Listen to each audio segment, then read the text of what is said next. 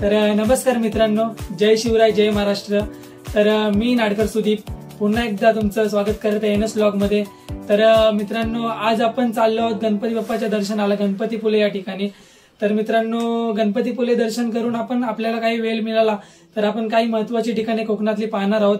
तर त्याचबरोबर मित्रांनो, आपण मागच्या व्हिडिओमध्ये आपण कोकणची लाडकी परी म्हणजेच लाल परी हिचा आपण प्रवास केला होता। तर या व्हिडिओमध्ये आपण कोकण रेल्वेचा प्रवास केलेला आहे करणार आहोत। तर मित्रांनो, तुम्ही पाहिलाच असेल नवरा माझा नवसाचा जो चित्रपट आलेला आहे मराठी चित्रपट, त्याच्यामध्ये जो आता सेकंड पार्ट आलेला आहे नवरा माझा नवसाचा, त्याच्यामध्ये जे कोकण रेल्वेचा प्रवास दाखवलेला आहे तो आपण करणार आहोत। तर मित्रांनो, तेवढंच आहे की फक्त तो प्रवास होता दिवसाचा आणि आम्ही प्रवास करणार आहोत रात्रीचा। तर काही जेवढं काही आम्हाला एक्सप्लोर करता येईल तेवढं मी करणार आहे। मित्रांनो, गणपतीपुले जे आहे एक प्रसिद्ध ठिकाण आहे मित्रांनो।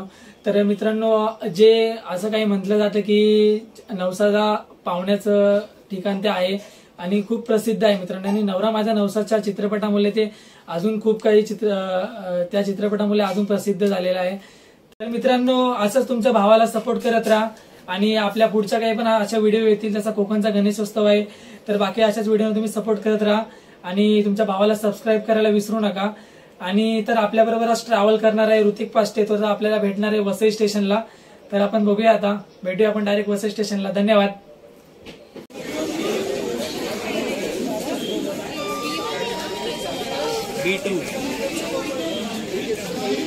तर मित्रांनो, आपण आता वसई स्टेशनला पोहोचलो आहे। आपली गाडी अजून आली नाही, 5 मिनिटं बाकी आहेत।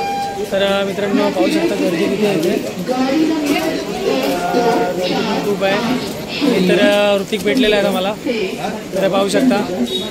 ऋतिक आहे कर।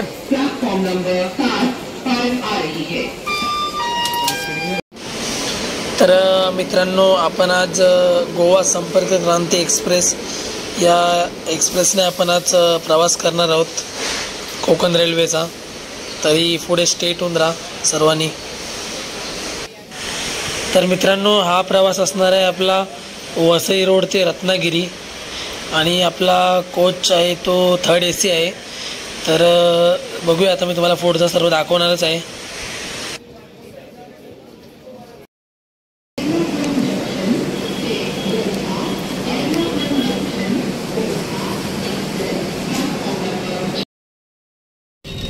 मित्रांनो, आम्ही चुकीच्या डब्यात बसलेलो, आता आम्ही चाललो परत आमच्या डब्यात।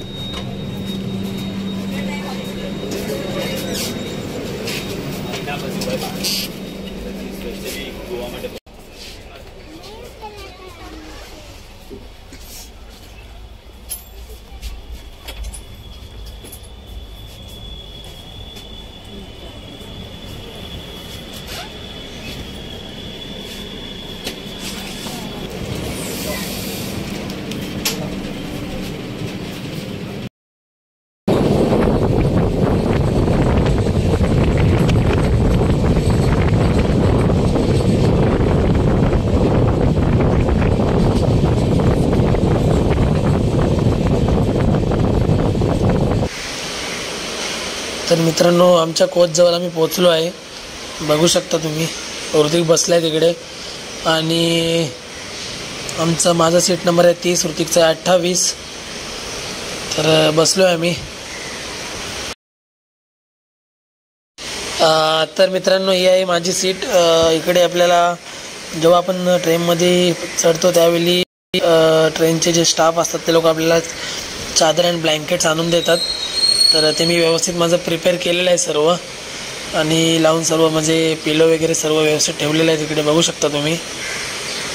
तर अशा असतं AC कोच 3rd AC मध्ये अशा प्रमाणे आपल्याला सीट अरेंजमेंट दिली जाते। वरती ऋतिकची सीट आहे, बघू शकता तुम्ही। ऋतिकची सीट पण त्याप्रमाणेच आहे।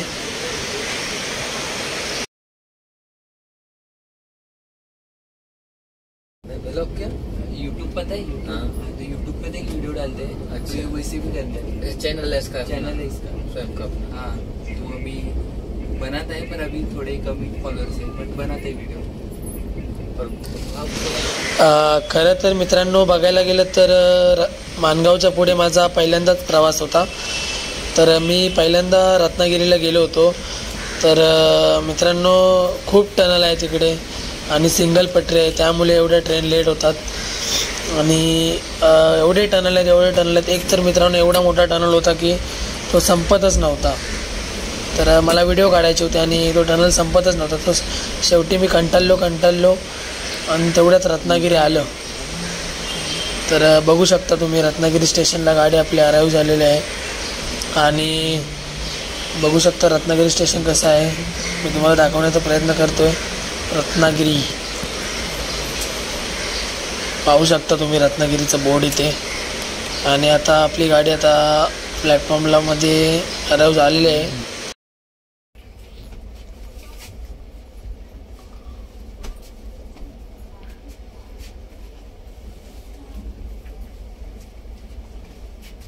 तर शुभ सकाळ मित्रांनो.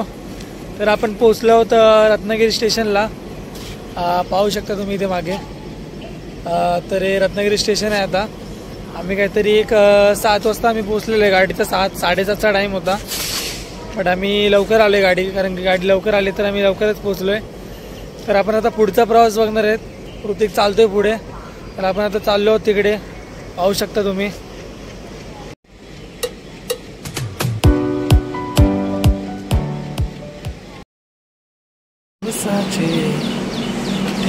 काचे आती सापडे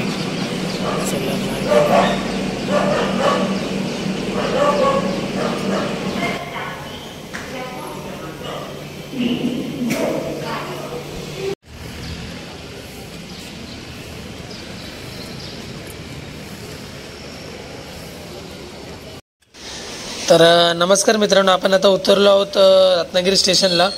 आणि आम्ही आता बघत आहोत तिथे ट्रान्सपोर्टेशन कसं आहे. तर मित्रांनो, ज्या राईट साईडला रिक्षा दिसत आहेत तिकडे आम्ही नाही विचारलं, कारण की ते कॉस्ट खूप जास्त सांगतात. त्यामुळे आम्ही एका चहावाल्या दादाला विचारलं.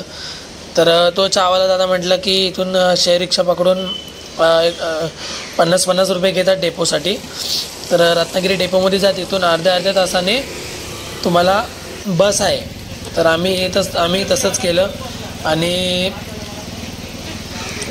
बसने जाण्याचा विचार केला. तर आम्ही आता रिक्षाने जाणार आहोत डेपोपर्यंत. तर मी तुम्हाला जो पूर्ण खर्च होणार आहे, मॅक्झिमम मिनिमम खर्च असेल तो मी तुम्हाला सांगणार आहे. तर आम्ही आता दादाच्या रिक्षात बसलेलो आहे. दादा आपला एकदम फास्ट मारत आहे, बघू शकता तुम्ही. आणि असा एक 50 रुपये पर सीट ऑटो रिक्षामध्ये आम्ही बसलो आहे. तर रत्नागिरी रेल्वे स्टेशन ते रत्नागिरी बस डेपो हा प्रवासी मित्रांनो थोडा लांबच आहे. आम्ही नवीन होतो त्यामुळे आम्हाला नाव वाटलं की लांबच आहे, ते तुम्हाला नक्की समजेल. कारण का मला तर खूप लांब वाटला. मला वाटलं की जवळ असेल, पण नाही, खूप लांब होता. एक 6 ते 7 किलोमीटरच्या अंतरावरती असेल माझ्या मते तरी. तर आपण बघू शकता किती रत्नागिरी डेव्हलप झाली आहे आता. बघू शकता तुम्ही आजूबाजूचे रोड परिसर पण बघू शकता. पूर्ण एक नवी मुंबई टाईप असा जो परिसर दिसत आहे आपल्याला, खूप छान. तर मित्रांनो, फायनली आपण रत्नागिरी बस स्थानकामध्ये आलेलो आहे. तर पाहू शकता तुम्ही, ऋतिक गेला आहे पुढे, मी पण जातो आता मागून. आणि मित्रांनो, इथे मस्त एकदम सुंदर अशी महाराजांची प्रतिमा बसवली आहे, बघू शकता तुम्ही इथे. तरी मला बघायला खूप आवडली. आणि हा आहे आपला रत्नागिरी बस डेपो, रत्नागिरी बस स्थानक. तर मित्रांनो, इकडे ते अर्ध्या तासांनी बस चालू असते गणपतीपुल्यासाठी. तर मित्रांनो, आपण आता आहोत रत्नागिरी बस स्टॉपला. तर आम्ही आता नाश्ता करायला झालो. बस 9:30 वाजताची आहे. तर आम्ही चालू होतो आता नाश्ता करायला, बघू शकता तुम्ही. आणि दादाकडून घेतला मस्त झणझणीत मिसळ पाव आणि आमचं पोट भरलं मिसळ पाव खाऊन. खूप छान होता.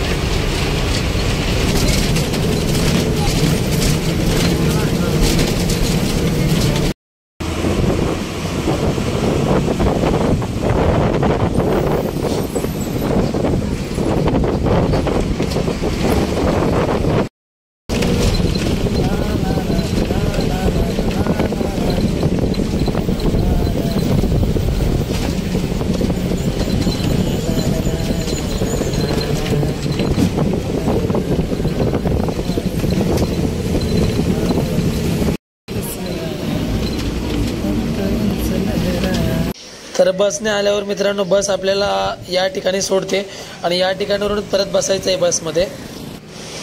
तर हे गणपती मंदिर प्रवेशद्वार पाहू शकता. सो नमस्कार मित्रांनो, आपण आता गणपतीपुले मंदिराचा जो प्रवेशद्वार आहे बाहेर, तिथून आता आतमध्ये आलो आहोत. तर आता आपण चाललो आहोत पुढे. तर मी तुम्हाला आम्ही आता बसने आलो रत्नागिरी स्टेशनवरून, बस स्टॉपवरून. तर मित्रांनो तिकडून आम्हाला काहीतरी 51 रुपीज आम्हाला चार्ज केलं त्या लोकांनी. तर आम्ही दोघं होतो, आमचे काहीतरी किती झाले रे, 102 रुपये झाले. आहे ऋतिक, पाहू शकता तुम्ही, आहे सोबत चालत आहे. आणि अजून आम्हाला रिक्षाने आम्हाला तो दादा म्हटला की, रिक्षावाला दादा म्हटला की तुम्हाला मी 1200मध्ये सर्व पॉईंट फिरवतो म्हणून, ऑलमोस्ट जेवढे महत्त्वाचे पॉईंट्स आहेत तेवढे. पण आम्हाला नको होतं, आमचा एवढा बजेट नव्हता म्हणून आम्ही नाही घेतला. तर दोघंच आहोत आणि मेन मुख्य कारण आहे ते आम्ही दर्शनासाठी आलेलो आहोत. तर आम्ही दर्शन करून लगेच निघणार आहोत. तर जर वेळ जास्त मिळाला तर आपण काही महत्त्वाच्या ठिकाणी बघू. धन्यवाद.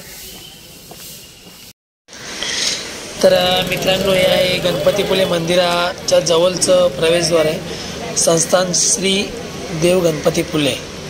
तर मित्रांनो इथून आत जायचं आपल्याला आणि बघूया पुढे. आणि इथून सरळ जाऊन आपल्याला तो समोर मंदिर दिसत आहे मित्रांनो. तर आम्ही सकाळी लवकर आलो त्यामुळे गर्दी एवढी नाही आहे, पाहू शकता तुम्ही. तर मित्रांनो तुमचं दर्शन झाल्यानंतरला तुम्ही या जो साईडचा कट्टा आहे त्याच्यावरून रस्ता आहे जायला वरती. तर वरती प्राचीन कोकण म्हणून असं काही वरती बनवलेलं आहे, ते तुम्ही पाहू शकता दर्शन झाल्यानंतरला. धन्यवाद.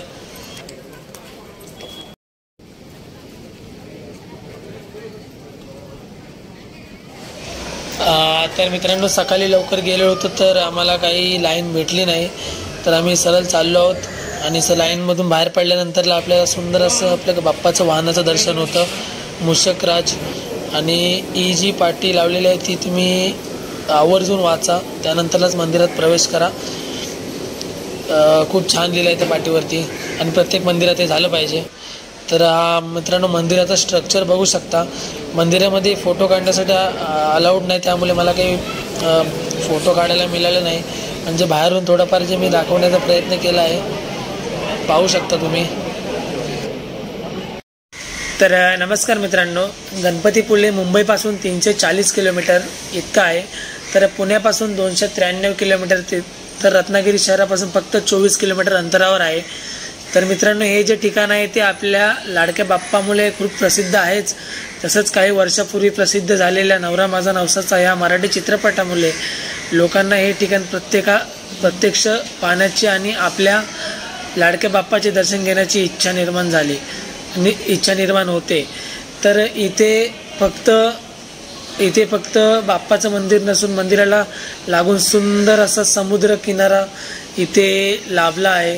त्यामुळे असंख्य प्रमाणात पर्यटकांची आणि भक्तांची इथे गर्दी आपल्याला पाहायला मिळते. तर मित्रांनो तुम्ही पाहू शकता समुद्र किनारा जो आपल्या बाप्पाच्या मंदिराला लागूनच आहे. तर भरती असल्या कारणाने आम्ही समुद्रावरती उतरलो नाही. काही लोक उतरले होते पण आम्ही नाही उतरलो आणि ऊनही खूप लागत होतं, त्यामुळे आम्ही जास्त समुद्रावर जाण्यास टाळलं. तर मी तुम्हाला बाहेरून दाखवण्याचा प्रयत्न करत आहे मित्रांनो, तर तुम्ही पाहू शकता. धन्यवाद. तर मित्रांनो समुद्र किनाऱ्याला लागूनच हे काकांचं नारळ पाणीचं दुकान आहे. तर पाहू शकता काका कसलं खपाखप कापत आहेत. आणि बघा एका फटक्यात त्याने आम्हाला नारळ फोडून दिला आणि 2 स्टॉ टाकले आणि आम्हाला दिले. आम्ही एक नारळ घेतला, त्यानंतर आम्ही काकांना फोडून आम्ही मलाई पण मागितली. पाहू शकता तुम्ही. ऋतिक बाई खात बोलतो मीच खातो, तो नको खाऊ. तर पाहू शकता हसतोय. तर मित्रांनो आपण आता आहोत गणपतीपुलेच्या बाहेर जो समुद्र आहे तिकडे. तर पाहू शकता आपण.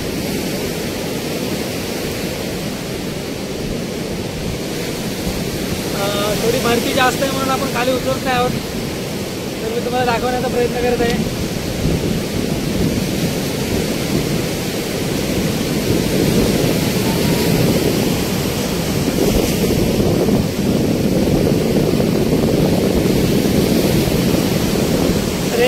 बाप्पाचं मंदिर पाहू शकता तुम्ही.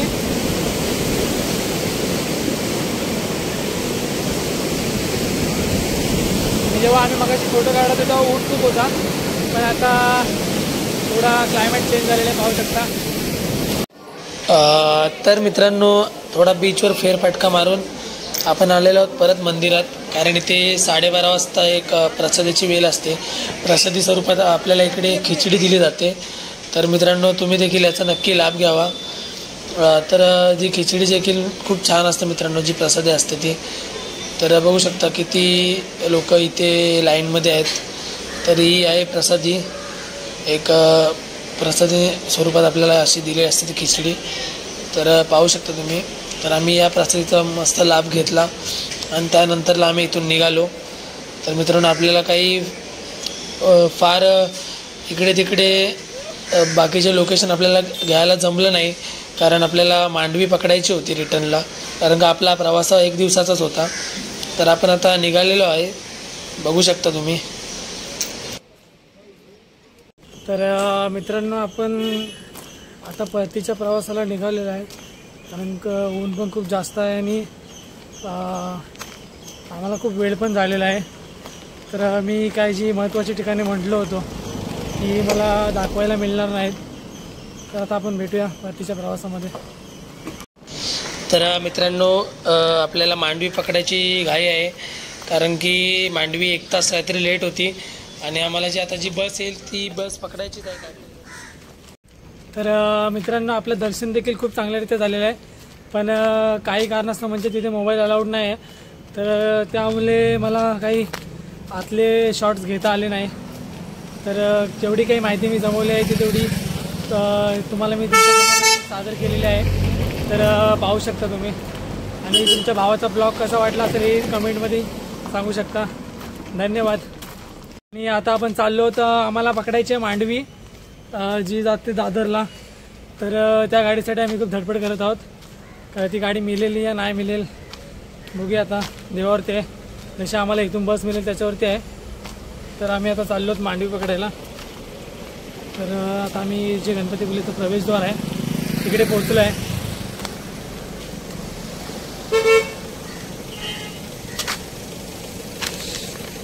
नमस्कार मित्रांनो, तुम्हाला मी व्हिडिओमध्ये सांगितलं होतं की प्रवासाचा खर्च किती होणार ते मी सांगणार आहे. तर मित्रांनो आम्ही मुंबईपासून आमच्या सोयीनुसार आलो, म्हणजे आम्ही AC कोचमध्ये आलो आहे. तर आम्हाला काहीतरी आहे 750 की 800 पर पर्सन आम्हाला तिकीट होती ACची, थर्ड ACची. त्यानंतर तुम्हाला मी रत्नागिरीपासून कसे यायचे ते सांगतो. रत्नागिरीमधून तुम्ही बस देखील आहे रत्नागिरी स्टेशनवरून डेपोमध्ये जाण्यासाठी, आणि रिक्षा देखील आहे. रिक्षा पर पर्सन 50 रुपये सीट घेतात शेअरिंग. तर ते आपल्याला रत्नागिरी डेपोमध्ये सोडतात. तर रत्नागिरी डेपोमधून एक 7:30ची बस आहे गणपतीपुल्यासाठी, 7:45ची बस आहे गणपतीपुल्यासाठी, एक 8:15ची आहे, एक 9:30ची आहे, एक 10ची आहे. अशा बसेस आहेत. तर त्यांची गणपतीपुल्यापर्यंत एक 51 रुपीजपर्यंत तिकीट आहे. आणि परत गणपतीपुल्यावरून परत तुम्हाला त्याच ठिकाणावरून जिथे तुम्ही उतरलात त्याच ठिकाणावरून तुम्हाला परत बसमध्ये बसायचं आहे, आणि तिथून पण तुम्हाला काहीतरी 51 रुपीज तिकीट आहे. परत तुम्हाला ती डेपोला नेऊन सोडेल. डेपोला सोडल्यानंतरला परत तुम्ही रिक्षा करायची आहे रेल्वे स्टेशनला जाण्यासाठी, ती परत तुम्हाला 50 रुपये पर सीट आहे. तर मित्रांनो असा जो खर्च आहे तो मॅक्स टू मॅक्स तुम्ही जेवण वगैरे सर्व माझ्या मते तरी 500मध्ये व्हायला पाहिजे. रत्नागिरी टू गणपतीपुले मुंबईला जाण्याचा येण्याचा खर्च तुमच्या सोयीनुसार असेल. जनरलमध्ये ट्रेनने आलात तर जनरलमध्ये, बाय रोडमध्ये आलात तर वेगळं, ते तर तुमच्या सोयीनुसार असेल. बाय रोड याल, ट्रेनने याल ते तुमच्या सोयीनुसार असेल मित्रांनो. बाकी काही जेवढा रत्नागिरी ते गणपतीपुले रिटर्न खर्च आहे तो तुम्हाला मी खाण्यापिण्यासकट एक 500 रुपयाच्या आतमध्ये सांगितलेला आहे. एकदम स्वस्तात आणि मस्त. तुम्ही प्रायव्हेट रिक्षाने गेलात तर तुम्हाला एक गणपतीपुल्यावरून डायरेक्ट रत्नागिरीला किंवा रत्नागिरीवरून डायरेक्ट गणपतीपुल्याला एक 800 ते 700 रुपये भाडं आहे प्रायव्हेट रिक्षाचा. तर मी तर सोयीस्कर मी सांगितले तुम्हाला जे स्वस्तात मस्त आहे. आपल्या महामंडळाच्या बसचा लाभ घ्या सर्वांनी, आणि तुमच्या भावाला असाच सपोर्ट करत राहा. धन्यवाद. नमस्कार मित्रांनो, मी तुम्हाला सांगण्यात आहे की इथे तुम्ही जर स्टेला येत असाल गणपतीपुल्यामध्ये तर एक दादा आहे इथे. दादा तुमचं नाव काय? विश्वनाथ सुरेश डांगले. विश्वनाथ डांगले म्हणून दादा आहे. तर त्यांचा मी कॉन्टॅक्ट नंबर पण खाली देणार आहे. ते स्टेपबद्दल तुम्हाला माहिती आता सांगणार आहे, ती नीट काळजीपूर्वक ऐका. आणि काही जर तुम्हाला स्टेसाठी जर अडचण असेल तर त्यांना कॉल करा. मी डिस्क्रिप्शनमध्ये नंबर देणार आहे त्यांचा. तर आपण ऐकूया ते काय म्हणतात. नमस्कार, मला NS ब्लॉगमधून त्यांनी विचारलं होतं. माझं नाव आहे विश्वनाथ सुरेश डांगे. मी इथे गणपतीपुळ्यात कमीत कमी 10 वर्ष नोकरी करतो आहे अतिथी लॉजिंगला. अतिथी लॉजिंग हे गणपतीपुळ्यामध्ये खरंच खूप एक अविस्मरणीय ठिकाण आहे राहण्यासाठी. जर तुम्हाला कधी स्टेसाठी इथे राहायचं असेल तर अतिथी लॉजिंगमध्ये 2 प्रॉपर्टीज आहेत. एक होमस्टे आहे, एक डिलक्स आहे. होमस्टेला कमीत कमी ऑफ सीझन असे 2 रेट असतात. एक सिजनेबल असतो, एक ऑफ सीझन असतो. ऑफ सीझनला कमीत कमी 1000 रुपयापासून रेट पुढे आहे. जशी तुम्ही रूम घ्याल, ॲक्युपोजिशन असेल त्याच्यावरती डिपेंड आहे. आणि डिलक्सला तुम्हाला हवं असेल तर डिलक्स क्वालिटी पण आहे. विथ स्विमिंग पूल वगैरे अदर ॲक्टिव्हिटीज आहेत. तिकडे घेण्यासाठी तशी पण क्वालिटी आहे. तिकडे तुम्हाला 2022पासून रेट सुरू आहे ऑफ सीझनला. सिजनेबल रेट वेगळे असतात. दुसरी गोष्ट म्हणजे 2 रेस्टॉरंट आहेत, स्विमिंग पूल आहे, रूम सर्व्हिस आहे, सकाळी 6 ते 10 गरम पाणी आहे. सगळ्या सुविधा आहेत. डिलक्सला घेणं असेल तर कंटिन्युटी गरम पाणी आहे. म्हणजे ज्या क्वालिटीज आहेत त्या अत्यंत खूप सुविधाकारक आहेत आणि समाधानकारक आहे. जर कधी राहायचं असेल तर माझा नंबर डिस्प्लेवर देतील, त्याच्यावरती कॉन्टॅक्ट करून तुम्ही अवश्य भेट द्या. अतिथी लॉजिंग, कौलार कॉटेजेस. तर मित्रांनो, आपली बस आलेली आहे, पाहू शकता. इथून आपल्याला बस पकडायची आहे. तर आपण आता बसमध्ये आतमध्ये जात आहोत. तर मी आधीच विचार केला होता की मी ड्रायव्हर काकांच्या बाजूला बसणार आहे. तर मला तीच सीट भेटली आहे ड्रायव्हर काकांच्या बाजूला.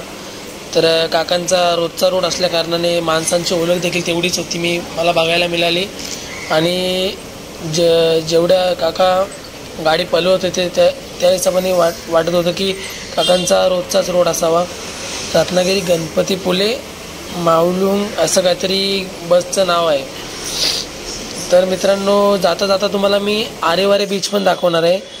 तर ते आपण पाहू शकता. तर मित्रांनो, हा रोड आहे जो आपला गावाखेड्यातून जोडलेला आहे. तर मित्रांनो, बघू शकता तुम्ही कशी वेडी वाकली वळणं आहेत सर्व. प्रत्येक वळणावरती खतरा आहे, धोका आहे. तर पाहू शकता तुम्ही. आणि सुंदर असं निसर्गाच्या सानिध्यातून असा गेलेला रोड बघू शकता तुम्ही. तर मित्रांनो, इथून आता आरेवारे बीच चालू होणार आहे. तर पाहू शकता तुम्ही आरेवारे बीच. काकांनी जागेवरती टर्न मारलेले आहे, पाहू शकता तुम्ही. तर हा आहे मित्रांनो आरेवारे समुद्र किनारा. तर बघू शकता तुम्ही. जी आपण इन्स्टावरती फेमस झालेली झिप लाईन देखील आपण बघतो, ती देखील याच ठिकाणी आहे. राईट हँड साईडला तुम्हाला दिसेल, बघू शकता. तर पुढे जाऊन तुम्ही राईट हँड साईडला जर व्यवस्थित लक्ष ठेवलं तर ती जी झिप लाईन आहे ती इथेच आहे राईट हँड साईडला. पण आम्हाला तेवढा वेळ नव्हता, त्यामुळे आम्हाला काही थोडं कवर करायला भेटलं नाही. तर मित्रांनो, तुम्हाला जर तुमच्या लाडक्या भावाचा जर हा एक दिवस रिटर्न गणपतीपुळे ब्लॉग आवडला असेल तर चॅनलला सबस्क्राईब करायला विसरू नका आणि लाईक शेअर करा. धन्यवाद. भेटूया पुन्हा पुढच्या व्हिडिओमध्ये. धन्यवाद मित्रांनो. जय शिवराय, जय महाराष्ट्र.